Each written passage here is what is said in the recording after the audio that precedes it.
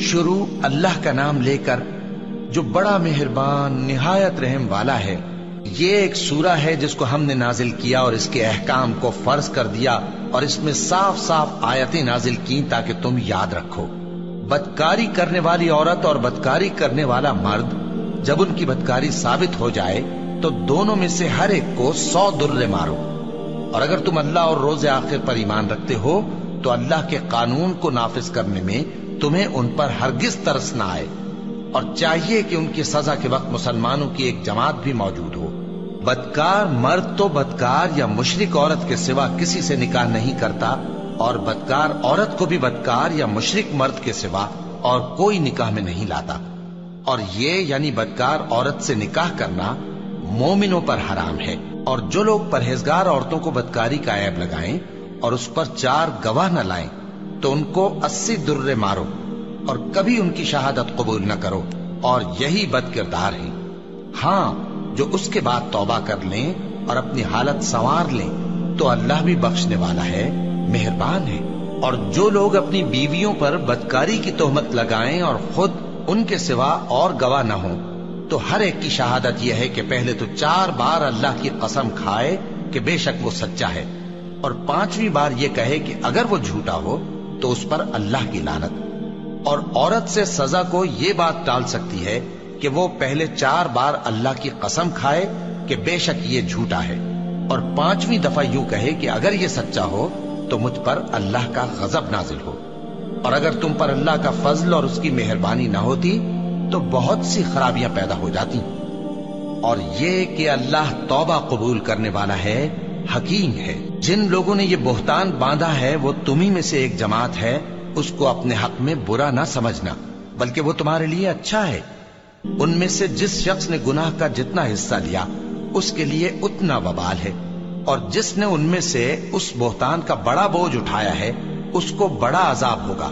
جب تم نے وہ بات سنی تھی تو مومن مردوں اور عورتوں نے کیوں اپنے دلوں میں نیک گمان نہ کیا،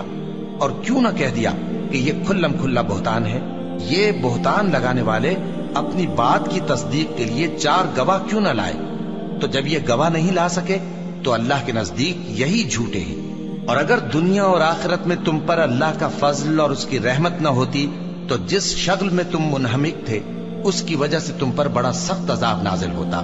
جب تم اپنی زبانوں سے اس کا ایک دوسرے سے ذکر کرتے تھے اور اپنے منہ سے ایسی بات کہتے تھے جس کا تم کو کچھ بھی علم نہ تھا، اور تم اسے ایک ہلکی بات سمجھتے تھے، حالانکہ اللہ کے نزدیک وہ بڑی بھاری بات تھی۔ اور جب تم نے اسے سنا تھا تو کیوں نہ کہہ دیا کہ ہمیں شایع نہیں کہ ایسی بات زبان پر لائیں؟ پروردگار تو پاک ہے، یہ تو بہت بڑا بہتان ہے۔ اللہ تمہیں نصیحت کرتا ہے کہ اگر مومن ہو تو پھر کبھی ایسا کام نہ کرنا، اور اللہ تمہارے سمجھانے کے لیے اپنی آیتیں کھول کھول کر بیان فرماتا ہے، اور اللہ جاننے والا ہے، حکمت والا ہے۔ جو لوگ اس بات کو پسند کرتے ہیں کہ مومنوں میں بے حیائی یعنی تہمت بدکاری کی خبر پھیلے، ان کو دنیا اور آخرت میں دکھ دینے والا عذاب ہوگا، اور اللہ جانتا ہے اور تم نہیں جانتے۔ اور اگر تم پر اللہ کا فضل اور اس کی رحمت نہ ہوتی تو کیا کچھ نہ ہوتا، مگر وہ کریم ہے، اور یہ کہ اللہ نہایت مہربان ہے، رحیم ہے۔ مومنوں، شیطان کے قدموں پر نہ چلنا، اور جو شخص شیطان کے قدموں پر چلے گا تو شیطان تو بے حیائی کی باتیں اور برے کام ہی بتائے گا۔ اور اگر تم پر اللہ کا فضل اور اس کی مہربانی نہ ہوتی تو ایک شخص بھی تم میں پاک نہ ہو سکتا، مگر اللہ جس کو چاہتا ہے پاک کر دیتا ہے، اور اللہ سننے والا ہے، جاننے والا ہے۔ اور جو لوگ تم میں صاحب فضل اور صاحب مال ہیں وہ اس بات کی قسم نہ کھائیں کہ رشتہ داروں اور محتاجوں اور وطن چھوڑ جانے والوں کو کچھ نہیں دیں گے، اور ان کو چاہیے کہ معاف کر دیں اور درگزر کریں۔ کیا تم پسند نہیں کرتے کہ اللہ تم کو بخش دے؟ اور اللہ تو بخشنے والا ہے، مہربان ہے۔ جو لوگ پرہیزگار اور برے کاموں سے بے خبر اور ایماندار عورتوں پر بدکاری کی تہمت لگاتے ہیں ان پر دنیا اور آخرت دونوں میں لعنت ہے، اور ان کو سخت عذاب ہوگا، یعنی قیامت کے روز جس دن ان کی زبانیں اور ہاتھ اور پاؤں سب ان کے کاموں کی گواہی دیں گے۔ اس دن اللہ ان کو ان کے اعمال کا پورا پورا اور ٹھیک ٹھیک بدلہ دے گا،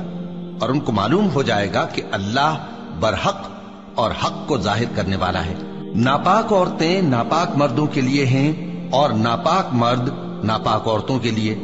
اور پاک عورتیں پاک مردوں کے لیے ہیں اور پاک مرد پاک عورتوں کے لیے۔ یہ پاک لوگ ان جھوٹوں کی باتوں سے بری ہیں اور ان کے لیے بخشش اور نیک روزی ہے۔ مومنوں، اپنے گھروں کے سوا دوسرے لوگوں کے گھروں میں گھر والوں سے اجازت لیے اور ان کو سلام کیے بغیر داخل نہ ہوا کرو، یہ تمہارے حق میں بہتر ہے، اور ہم یہ نصیحت اس لیے کرتے ہیں کہ شاید تم یاد رکھو۔ پھر اگر تم گھر میں کسی کو موجود نہ پاؤ تو جب تک تم کو اجازت نہ دی جائے اس میں مت داخل ہو، اور اگر یہ کہا جائے کہ اس وقت لوٹ جاؤ تو لوٹ جایا کرو، یہ تمہارے لیے بڑی پاکیزگی کی بات ہے، اور جو کام تم کرتے ہو اللہ سب جانتا ہے۔ ہاں، اگر تم کسی ایسے مکان میں جاؤ جس میں کوئی نہ بستا ہو اور اس میں تمہارا اسباب رکھا ہو تو تم پر کچھ گناہ نہیں، اور جو کچھ تم ظاہر کرتے ہو اور جو پوشیدہ کرتے ہو اللہ کو سب معلوم ہے۔ مومن مردوں سے کہہ دو کہ اپنی نظریں نیچی رکھا کریں اور اپنی شرمگاہوں کی حفاظت کیا کریں، یہ ان کے لیے بڑی پاکیزگی کی بات ہے، اور جو کام یہ کرتے ہیں اللہ ان سے خبردار ہے۔ اور مومن عورتوں سے کہہ دو کہ وہ بھی اپنی نگاہیں نیچی رکھا کریں اور اپنی شرمگاہوں کی حفاظت کیا کریں، اور اپنی آرائش یعنی زیور کے مقامات کو ظاہر نہ ہونے دیا کریں مگر جو اس میں سے کھلا رہتا ہو،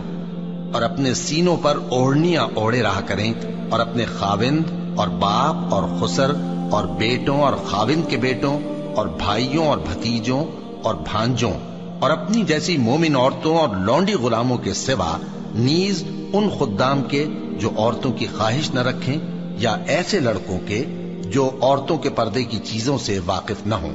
غرض ان لوگوں کے سوا کسی پر اپنی زینت اور سنگھار کے مقامات کو ظاہر نہ ہونے دیں، اور اپنے پاؤں ایسے طور سے زمین پر نہ مارے کہ جھنکار کانوں میں پہنچے اور ان کا پوشیدہ زیور معلوم ہو جائے۔ اور مومنوں، سب اللہ کے آگے توبہ کرو تاکہ فلاح پاؤ، اور اپنی قوم کی بیوہ عورتوں کے نکاح کر دیا کرو، اور اپنے غلاموں اور لونڈیوں کے بھی جو نیک ہوں نکاح کر دیا کرو۔ اگر وہ مفلس ہوں گے تو اللہ ان کو اپنے فضل سے غنی کر دے گا، اور اللہ بہت وسعت والا ہے، سب کچھ جاننے والا ہے۔ اور جن کو بیاہ کا مقدور نہ ہو وہ پاک دامنی کو اختیار کیے رہیں یہاں تک کہ اللہ ان کو اپنے فضل سے غنی کر دے۔ اور جو غلام تم سے مکاتبت یعنی مال دے کر پروانہ آزادی کی تحریر چاہیں، اگر تم ان میں صلاحیت اور نیکی پاؤ تو ان سے مکاتبت کر لو، اور اللہ نے جو مال تم کو بخشا ہے اس میں سے ان کو بھی دو۔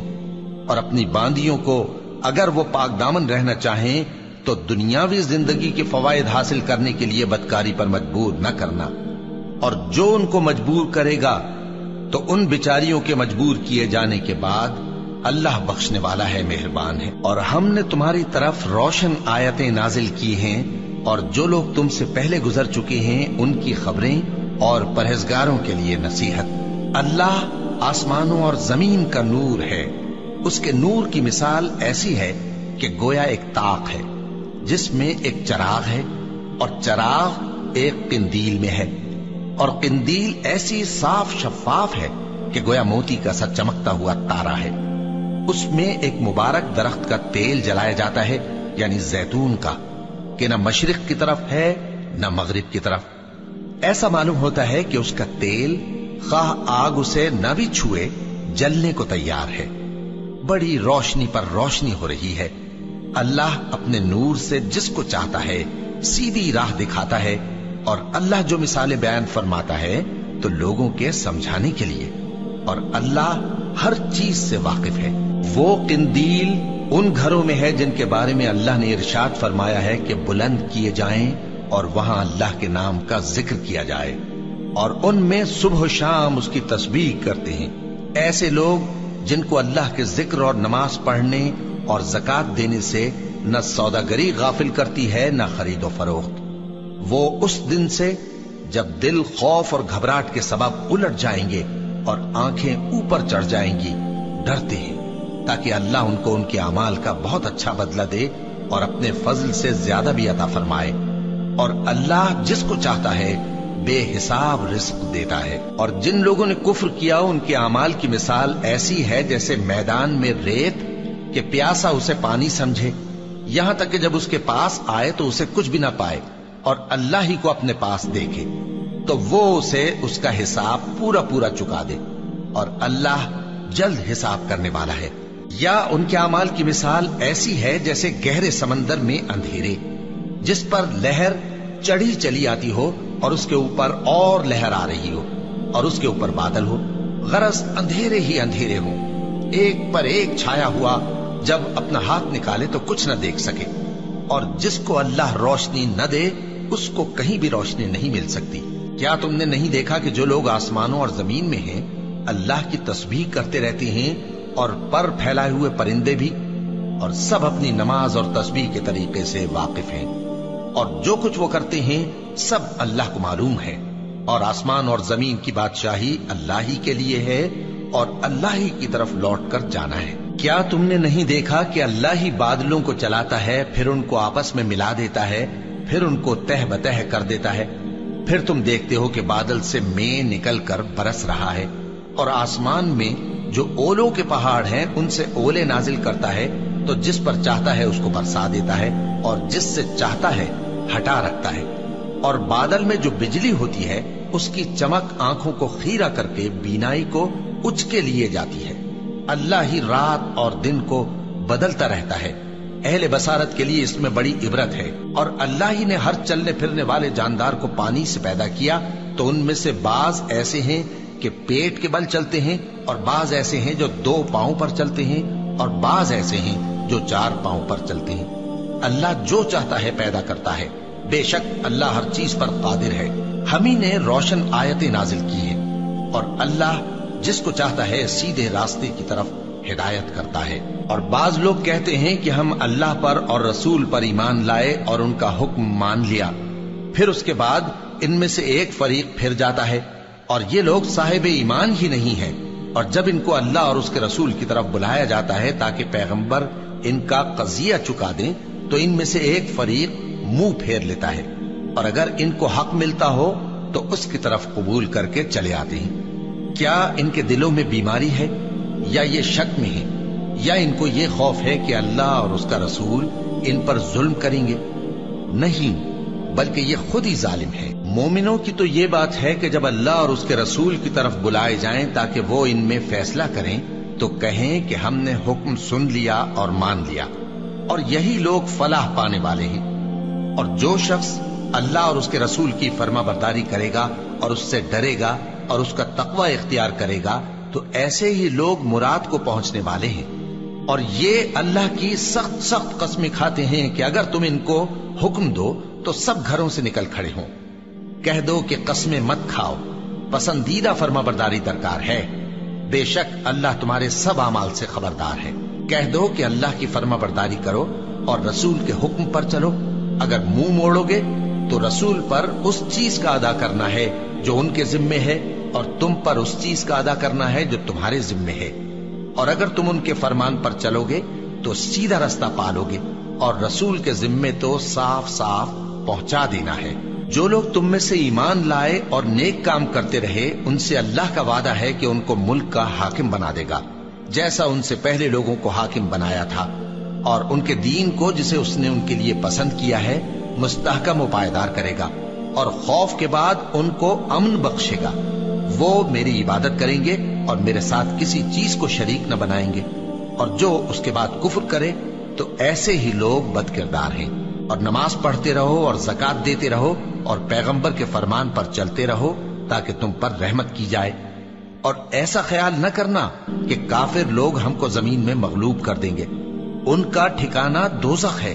اور وہ بہت برا ٹھکانہ ہے۔ مومنوں، تمہارے باندی غلام اور جو بچے تم میں سے بلوغ کو نہیں پہنچے 3 دفعہ یعنی 3 اوقات میں تم سے اجازت لیا کریں، ایک تو نماز فجر سے پہلے، اور دوسرے گرمی کی دوپہر کو جب تم کپڑے اتار دیتے ہو، اور تیسرے عشاء کی نماز کے بعد۔ یہ 3 وقت تمہارے پردے کے ہیں، ان کے آگے پیچھے یعنی دوسرے وقتوں میں نہ تم پر کچھ گناہ ہے اور نہ ان پر کہ کام کاج کے لیے ایک دوسرے کے پاس آتے رہتے ہو۔ اس طرح اللہ اپنی آیتیں खोल खोल कर बयान फरमाता है, और अल्लाह बड़ा इल्म वाला है, बड़ा हिकमत वाला है। और जब तुम्हारे लड़के बालिग हो जाएं तो उनको भी उसी तरह इजाजत लेनी चाहिए जिस तरह उनसे अगले यानी बड़े आदमी इजाजत हासिल करते रहे हैं। इस तरह अल्लाह तुमसे अपनी आयतें खोल खोल कर बयान फरमाता है, और अल्लाह जानने वाला है, हिकमत वाला है। और बड़ी उम्र की औरतें जिनको निकाह की तवक्को नहीं रही और वो जायद कपड़े उतारकर सर नंगा कर लिया करें तो उन पर कुछ गुनाह नहीं, बशर्ते कि अपनी जीनत की चीजें न जाहिर करें, और अगर इससे भी बचें तो ये उनके हक में बेहतर है। और अल्लाह सुनता है, जानता है। न तो अंधे पर कुछ गुनाह है, और न लंगड़े पर, और न बीमार पर, और न खुद तुम पर कि अपने घरों से खाना खाओ, या अपने बाप दादा के घरों से, या अपनी माओं के घरों से, या भाइयों के घरों से,